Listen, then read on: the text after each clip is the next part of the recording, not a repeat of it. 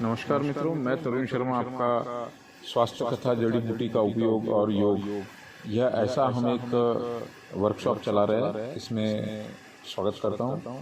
जैसा कि हम जानते हैं कि आयुर्वेद हमारा प्राचीनतम शास्त्र है। इसमें हमारे जो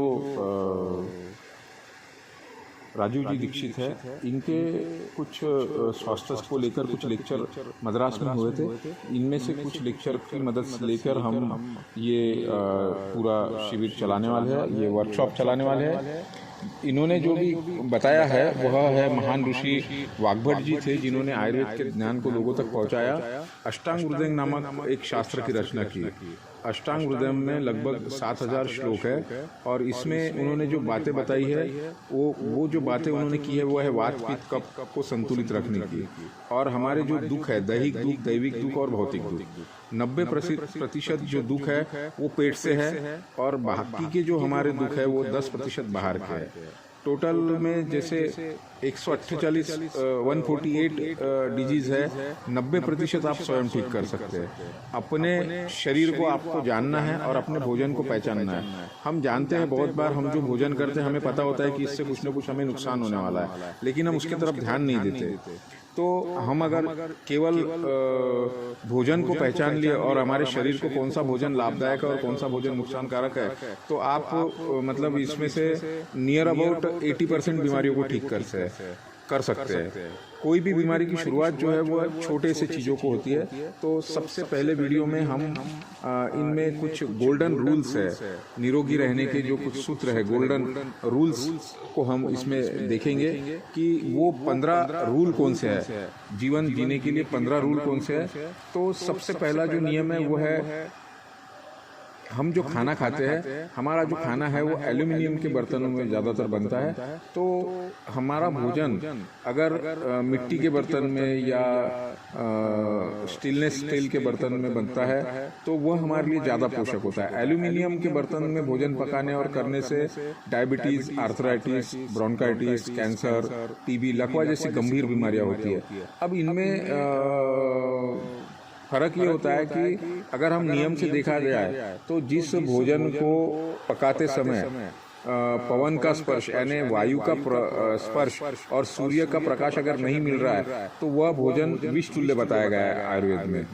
तो जैसे कि हम रेफ्रिजरेटर में उन भोजनों को रखते हैं, तो जो रेफ्रिजरेटर जो होता है उसमें 12 प्रकार की विषैली गैसें होती है, जिनमें क्लोरीन, फ्लोरीन, कार्बन डाइऑक्साइड, ये सब CFC गैसें जो होती है 1 to 12 क्लोरीन, फ्लोरीन, ये सारी गैसें उसमें जो होती है, तो ये भोजन को लगातार विषैला बनाते चले जाती है और हमारा शरीर निरोग से रोगी की तरफ बनता चला जाता है। अब भोजन का जो एल्यूमिनियम का बर्तन जो होता है उसमें हमारा प्रेशर कुकर जो है उसमें जो पोषक तत्व बचते हैं हमारे दालों के, हमारे जो भी चावल के, वो केवल 7 to 13%, मतलब 7 से 13% ही बचते हैं। जिसमें अगर सबसे पवित्र चीज अगर मानी गई तो वो माने गए मिट्टी के बर्तन, जिसमें 100% उनके जो पोषक तत्व होते हैं, जो भी चीजें हम पका रहे हैं, सब्जी बना रहे हैं, रोटी बना रहे हैं, तो उनमें 100% रहता है। कांसे का जो बर्तन होता है उसमें 97% तक पोषक तत्व बाकी रहते हैं और पीतल के जो बर्तन होते हैं उसमें 93% तक पोषक तत्व बाकी होते हैं। तो हमने ज्यादातर जो भोजन है वो मिट्टी के बर्तन में या पीतल के बर्तन में पकाया हुआ है, तो आप उससे काफी फायदा यहाँ पे पा सकते हैं। दूसरा है कि 85% जो बीमारियां है वह हम स्वयं ठीक कर सकते हैं। तो आप स्वयं कैसे कर सकते हैं हम ठीक? तो इसमें एक नियम है, वह नियम है पानी पीने का नियम। भोजन के अंत में पानी पीना यह विष के समान है। तो क्या करना चाहिए, पानी कब पीना चाहिए और कैसे पीना चाहिए? भोजन करते समय कम से कम 48 मिनट पहले अगर आपको प्यास लगती है तो 48 मिनट पहले आप पानी पीजिए, या भोजन के बाद करीबन 1.5 घंटे के बाद पानी पीना चाहिए। और भोजन के अंत में 1 या 2 घुट पानी कुल्ला करने के लिए या मुंह सफाई के लिए आप पी सकते हैं। और पानी कब पिया जा सकता है, तो 2 अनाज जैसे रोटी और सब्जी आप खा रहे हैं और वो खाने के बाद बीच का जो पार्ट बचता है, जब आप चावल और दाल वगैरह खा रहे हैं, तो इस बीच में आप 1-2 घुट पानी पी सकते हैं। अगर आप भोजन के साथ पानी पिएंगे तो हमारे पेट की जो अम्लता है, हमारे पेट का जो जठराग्नि है, जो प्रदीप्त होता है, हमें भूख लगती है, हम खाना खाते हैं, तो वह जो पानी है वह आपके शरीर के जठराग्नि को शांत कर देगा और आपने जो खाना खाया है वह पचेगा नहीं, वह सड़ेगा। अब सड़ेगा तो फिर वो तरह तरह की बीमारियां आपके शरीर में देगा, जिससे 103 प्रकार के जो रोग है वो पैदा होंगे, जिसमें वायु बनेगी, पेट में जलन होगी, छाती में जलन होगी, गले में जलन होगी, पीठ या दर्द, कमर दर्द, सर दर्द, एसिडिटी, हाइपर एसिडिटी, अल्सर, बवासीर, पाइल्स, मूलव्याध, भगंदर, कोलेस्ट्रॉल बढ़ेगा, हार्ट अटैक आने के चांसेस बढ़ जाएंगे और अंततः कैंसर के भी चांसेस इसमें बढ़ जाएंगे। तो यह 103 प्रकार के रोग आप केवल भोजन के 48 मिनट पहले और 1.5 घंटे बाद पानी पीने से आप इन रोगों को सबको यहीं पर ही आप विराम दे सकते हैं। तीसरा है कि अपनी बीमारी को स्वयं ठीक करने की कोशिश कैसे की जा सकती है। तो दिन के प्रारंभ में जब हम बिना पानी पिए, बिना कुल्ला किए तांबे के बर्तन का गुनगुना पानी अगर हम पीते हैं 1 लीटर तक, तो हमारे मुंह में सबसे बड़ा पोषक तत्व जो होता है वो होता है लार। वो लार हमारे मुंह में की लार जो है हमारे पेट में जाती है और यह लार बहुत ही जरूरी होती है हमारे शरीर के लिए। तो यह लार अगर हम सुबह में पानी के साथ अंदर ले लेते हैं तो इसका लाभ बहुत ज़्यादा होता है। तो इससे आप अपनी बीमारियों को ठीक कर सकते हैं। चौथा सूत्र जो है वह पानी जो है हमारा धरती का अमृत है। हम अभी पानी पे तीसरा नियम बता रहे हैं, ये देख रहे हैं हम कि पानी जब भी पीना है तो घूट घूट करके पीना है। पेट में अम्ल बनता है और मुख में लार बनती है हमारे। तो लार जो होती है वह क्षारीय होती है, अल्कलाइन होती है और पेट में अम्ल रहता है। तो जब हम घूट घूट करके पानी पीते हैं तो पानी के साथ साथ लार पेट में जाती है और पेट की सारी बीमारियों को वो ठीक कर देती है, न्यूट्रलाइज कर देती है। पानी का अपना कोई गुण नहीं होता है। पानी जिसके साथ मिला दो, पानी उसी का गुण धारण कर लेता है। तो जब पानी लार के साथ मिलेगा तो लार के पूरे गुण जो है वो पानी में आ जाएंगे और घूट घूट करके पानी आप पिएंगे तो वह हमारे शरीर को न्यूट्रलाइज कर देगा। और गलत तरीके से पानी पिएंगे तो वही अमृत हमारे लिए जहर बन जाएगा।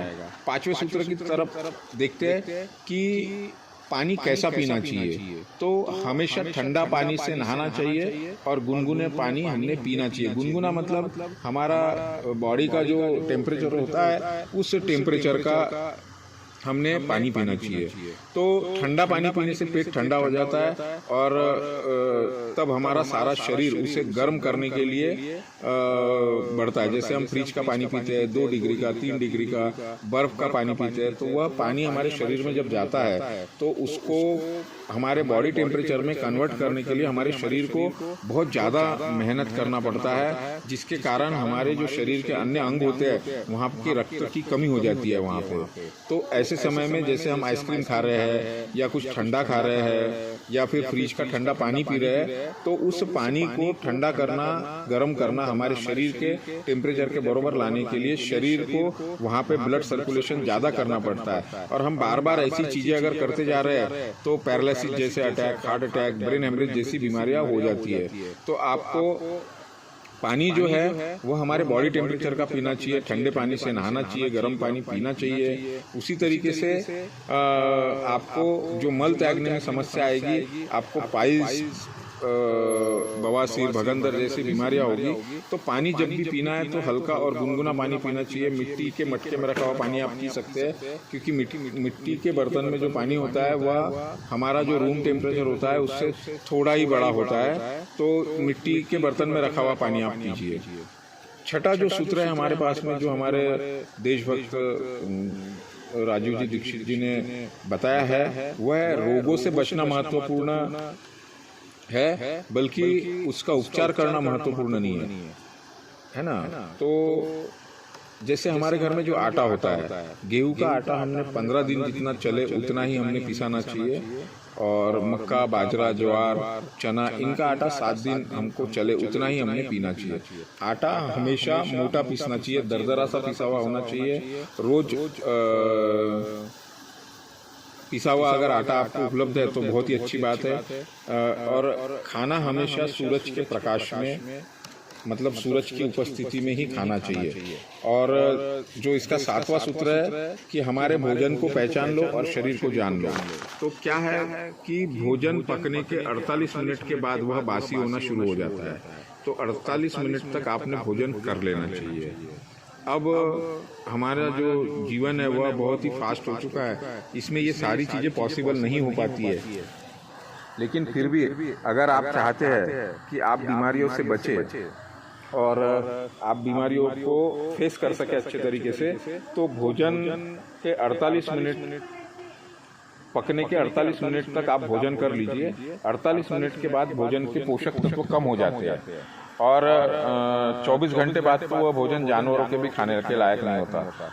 और दूसरी बात यह है कि अगर हम एकदम पिसा हुआ, जैसे मैदा जो होता है, मैदे के जो बने आइटम होते हैं, मैदा जैसे नूडल्स है, पिज्ज़ा है, पाव रोटी है, बर्गर है, बिस्किट है आदि खाने के लायक नहीं होते। ये मैदे से बने होते हैं और ये हमारे आंत पे चिपक जाते हैं। और ये मैदे से ही नहीं बने होते, ये सड़े हुए मैदे से बने होते हैं और जो कई कई दिन का बासी होता है तभी जाकर ये चीज़ें बनती है। तो मैदा जो है हमारे अतड़ियों में जाकर चिपक जाता है, जो स्वास्थ्य के लिए बहुत हानिकारक होता है और इसके कई प्रकार के रोग हो जाते हैं। शरीर भोजन जो होता है हमारा शरीर के लिए करे, स्वास्थ्य के लिए न करे। अगर आप स्वास्थ्य के लिए करते हैं तो निश्चित रूप से आप बीमारियों की तरफ बढ़ रहे हैं और आप बीमार जरूर होंगे। 8वां सूत्र जो होता है कि भोजन करना महत्वपूर्ण नहीं होता, भोजन को पचाना महत्वपूर्ण होता है। आप जहाँ रहते हैं, कोई महाराष्ट्र में रहता है, कोई पंजाब में रहता है, कोई राजस्थान रहता है, कोई मद्रास रहता है, तो हम एक दूसरे जगह पर जाते हैं। तो जैसे कोई मद्रासी है, वो अगर महाराष्ट्र में आएगा तो वो चावल और रसम खाएगा तो वो उसके लिए बीमारी का कारण बनेगा। जैसे कोई राजस्थानी है, वो अगर कोई मद्रास चले जाता है तो वो वहाँ बाजरे का रोटी और ये सब चीज़ें खाएगा तो वो प्रॉब्लम में आ जाएगा। तो जिस प्रदेश में आप रहते हैं वहीं का भोजन अगर आप करते हैं तो वह आपके शरीर के लिए अति उत्तम रहेगा। समय और प्रकृति के साथ चलना ही आयुर्वेद का सबसे बड़ा विज्ञान है। 9वां जो सूत्र है, रोग कभी भी अकेला नहीं आता है, वह अपने पूरे परिवार के साथ आता है। जैसे भोजन का समय हमको निश्चित करना चाहिए। जैसे जठराग्नि का जो हमारा जो पेट का समय होता है वो सुबह 7 से 9:30 तक का होता है। सूर्योदय से 2.5 घंटे तक हमारी जो जठराग्नि होती है वो एकदम तीव्र होती है। तो सुबह का भोजन जो है वो 7 से 9 के बीच में अगर आप कर लेते हैं, दोपहर का भोजन 1 से 2 बजे तक अगर आप कर लेते हैं और शाम का भोजन 5 से 6 बजे तक कर लेते हैं, तो आपको इससे बहुत सारे पोषक तत्व मिल जाएंगे। आपका भोजन पचेगा, आपको भोजन पचने में मदद मिलेगी। साथ ही साथ बहुत सारी बीमारियां अपने आप ठीक हो जाएगी। हाइपर एसिडिटी है, पाइल्स है, उसके बाद में वायु के रोग है। ये सारी चीज़ें अगर आप केवल भोजन का समय अगर सही कर लेते हैं तो ये सारी चीज़ें आपकी ठीक हो जाएगी। सुबह का जो भोजन होता है वो बहुत पेट भर के आप कर सकते हैं। हेवी गुरुत्व वाला भोजन आप कर सकते हैं, जो हेवी भोजन होता है वो आप कर सकते हैं। दोपहर का भोजन उससे हमने आधा करना चाहिए और शाम का भोजन हमने उससे आधा करना चाहिए। मतलब अगर सुबह आप 6 रोटी खाते हैं तो दोपहर में आपने 3 रोटी खानी चाहिए और रात में आपने 1.5 ही रोटी खानी चाहिए। सूर्यास्त के बाद आप देखेंगे ईश्वर की बनाई हुई धरती में कोई भी जीव जो है, जानवर है, पक्षी, पशु है, यह जनरली रात में खाना नहीं खाते हैं। ये अपना सूरज ढलने के 40 मिनट पहले तक, मतलब जब सूर्यास्त की लालिमा होती है तो ये अपना भोजन कर करके अपने घरों में जा चुके होते हैं। और हमारी नासमझी और हमारी लापरवाही के कारण हम एक एक रोग को हमारे जीवन में लेके आते हैं। तो हमने जो हमारा भोजन का समय है इसको ठहरा लिए तो आप बहुत से रोगों से बच सकते हैं। हमारा जो 10वां जो सूत्र है वह है पेट की जो संतुष्टि होती है, हमारे पेट की संतुष्टि बोलिए आप, या फिर हमारे जीभ के चोचले बोलिए, ये इम्पोर्टेंट नहीं है। हमारा मन की संतुष्टि ज़्यादा बड़ी होती है। पेट की संतुष्टि से मन की संतुष्टि ज़्यादा बड़ी होती है।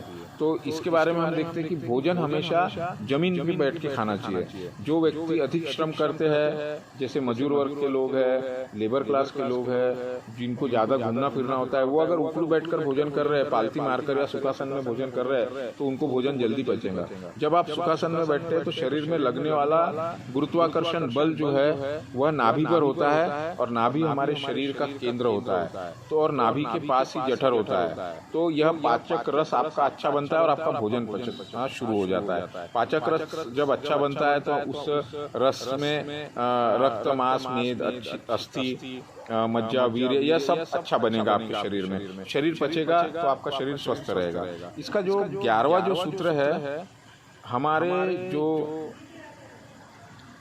जैसे दो परस्पर वस्तुएं जो होती है उनका सेवन हमने, अपोजिट वस्तुओं का सेवन हमने नहीं करना चाहिए। तो अभी तक जैसे वाग्भट जी का जो सूत्र है उसमें 103 प्रकार की चीजें बताई गई है जो एक साथ नहीं खाना चाहिए। तो कुछ का उल्लेख हम बता देते हैं कि जैसे कि दूध और प्याज नहीं खाना चाहिए, दूध और कटहल नहीं खाना चाहिए, दूध और मछली नहीं खाना चाहिए, दूध के साथ खट्टी चीजें कोई भी नहीं खाना चाहिए, दूध के साथ खट्टे फल बिल्कुल नहीं खाना चाहिए, संतरा, मौसम्बी, खट्टे आम, जैसे आजकल दूध में आम मिला देते हैं, आम के रस में, और वो बहुत से प्रकार की दूध के अंदर बहुत से फ्रूट सलाद मिला देते हैं और दूध फ्रूट सलाद हो जाता है। तो ये चीज़ें हमारे शरीर के लिए हानिकारक होता है। जैसे दूध और दही नहीं खाना चाहिए, दही और ककड़ी नहीं खानी चाहिए, दही के साथ कोई भी दाल, द्विदलीय पदार्थ यानी दाल कोई भी नहीं खानी चाहिए। उड़द की दाल तो विशेष रूप से नहीं खानी चाहिए। मतलब उड़द की दाल अगर आप खाते हैं दही के साथ में, जैसे दही बड़ा जो होता है, यह आपके शरीर में ब्लड प्रेशर को तुरंत बढ़ा देता है, 45 मिनट के अंदर बढ़ा सकता है। आप प्रयोग करके देख सकते हैं। अगर आप उड़द की दाल का बड़ा खाते हैं तो आप देखेंगे कि 45 मिनट के अंदर आपका बीपी, एवरेज बीपी से बीपी हाई हो चुका है। उसी तरीके से घी, शहद नहीं खाना चाहिए, दही में नमक नहीं डालना चाहिए, जनरली दही और लहसुन नहीं खाना चाहिए। अब तो फिर दूध के साथ क्या खाना चाहिए? तो दूध के साथ आप आंवला ले सकते हैं, दूध के साथ आप घी ले सकते हैं, दूध के साथ आप हल्दी ले सकते हैं, दही के साथ आप गुड़ ले सकते हैं, दही में आप फल मिला के खा सकते हैं, दही और प्याज खा सकते हैं। तो ऐसे बहुत सारे सूत्र हैं। आपको अगर इसमें और कोई दिक्कत है तो आप मुझे कॉल कर सकते हैं और मेरे साथ कांटेक्ट करके आप इन चीज़ों को और ज़्यादा जानकारी आप ले सकते हैं। अब जो 14वां सूत्र है, जैसे हम जब दोपहर का भोजन करते हैं, सुबह का भोजन करते हैं और दोपहर का भोजन करते हैं, तो 20 मिनट वाम कुक्षी, मतलब लेफ्ट साइड में सोकर हमने अवश्य आराम करना चाहिए। भोजन के बाद 10 मिनट तक आप अगर वज्रासन करते हैं तो आप जरूर स्वस्थ रहेंगे। दोपहर में भोजन के बाद जैसे विष्णु जी को आप शैया पर देखते हैं, उस तरीके से आपने देखना चाहिए। और इसमें आपने आपका जो श्वासोश्वास है, आपका सूर्य नाड़ी और चंद्र नाड़ी दोनों तेज होनी चाहिए। मतलब आपका श्वास थोड़ा भारी होना चाहिए, जो रक्त को पचाने में सहायक होता है, रक्त को भोजन में पचाने में आपको सहायक होता है। शाम के भोजन के बाद में कभी भी आराम नहीं करना चाहिए। शाम के भोजन के बाद में 1 से 1.5 किलोमीटर तक या 1000 कदम तक आपने अवश्य चलना चाहिए। तो इस तरीके से आप 12वें सूत्र का पालन कर सकते हैं। हमारे यहाँ पे 4 पुरुषार्थ बताए गए, धर्म, अर्थ, काम, मोक्ष। शारीरिक श्रम आप 60 वर्ष तक कर सकते हैं। 1 से 18 वर्ष के जो बालक होते हैं उनको ज़्यादा मेहनत करनी चाहिए, और 60 के ऊपर के जो बालक पुरुष मनुष्य होते हैं उन्होंने मेहनत कम करनी चाहिए। वायु, जैसे प्रातःकाल वायु शुद्ध रहती है तो हमने प्रातःकाल योग ध्यान करना चाहिए। सांसारिक व्यक्ति भी मोक्ष धारण कर सकता है, धर्म की मर्यादा में रहे, संपादन करे, कामनाओं की पूर्ति करे तो मोक्ष की तरफ आप जरूर जा सकते हैं। रोग धीरे धीरे अपनी जड़ें फैलाता है। यह हमारा 14वां सूत्र है। जैसा कि हमेशा पूर्व की तरफ सिर कर अगर सोते हैं, या फिर उत्तर दिशा में अगर आप सिर करते हैं तो सिर पे दबाव पड़ता है। तो हमने दक्षिण की तरफ सर और उत्तर की तरफ पैर करके सोने चाहिए। पूरब की तरफ सर और पश्चिम की तरफ अगर आप सर कर सोते हैं तो जो हमारी मानसिक बीमारियां हैं, ये इन बीमारियों से हम बच सकते हैं। सुख की नींद हमें आएंगी, और जैसे कि 15वां सूत्र है कि केवल 15% जो बीमारियां होती है हमारे शरीर में उनके लिए आपको वैद्य या डॉक्टर के पास जाना चाहिए। तो अगर हम इन नियमों का पालन करते हैं तो केवल आपको 15% ही बीमारियां जो होती है उसी के लिए आपको डॉक्टर के पास जाना पड़ेगा। तो इसमें हमेशा जो है तेल जो होता है वह शुद्ध तेल का उपयोग करें, कच्ची घानी से निकला हुआ तेल का उपयोग करें। शुद्ध तेल वात, पित्त और कफ तीनों को साइलेंट कर देता है। अब जो लोग कच्चे घानी का तेल जिनको उपलब्ध नहीं हो पा रहा है या कुछ वजह से, कुछ प्रॉब्लम की वजह से, तो वो लोग कच्चे सेंगदाने, कच्चा तिल, कच्चे जौ ये चबा चबा के खाते हैं तो भी उनको काफी फायदा होता है। रिफाइंड तेल हमारे लिए बहुत जहर है। तो तेल का जो चिपचिपाहट जो तेल होता है, जो घानी का तेल होता है, वो चिपचिपा होता है, गाढ़ा होता है। यह हमारे शरीर का महत्वपूर्ण घटक फैटी एसिड होता है और तेल की जो गंध होती है वह तेल का पोषक तत्व होता है। और तेल को जब रिफाइंड करने से उसमें 6 से 7 प्रकार के केमिकल मिलाते हैं। डबल रिफाइंड में 12 से 13 प्रकार के केमिकल मिलाए जाते हैं। मनुष्य द्वारा बनाए गए ये सारे केमिकल जहर होते हैं, जिससे चिपचिपापन, गंध रहित तेल हो जाता है, जो हमारे शहर में, हमारे शरीर में फैटी एसिड और पोषक तत्वों को टोटली खत्म कर डालता है। और ये रिफाइंड और डबल रिफाइंड तेल हमारे रोगों का मुख्य कारण है। तो हर अक्षर जो होता है वो मंत्र है, हर औषधि पौधा जो है वह हमारे लिए औषधि है। इसका जो और विस्तृत जानकारी है हम इसमें आगे और देखेंगे नेक्स्ट वीडियो में। धन्यवाद। आशा करता हूँ मेरा ये वीडियो आपको पसंद आएगा। आप लोग देखिए, अपने दोस्त मित्रों में सेंड करें और यह वीडियो स्किप करके ना देखें। आप विनती करता हूँ मैं आपसे कि आप इसके सारे चीज़ों को समझें। धन्यवाद।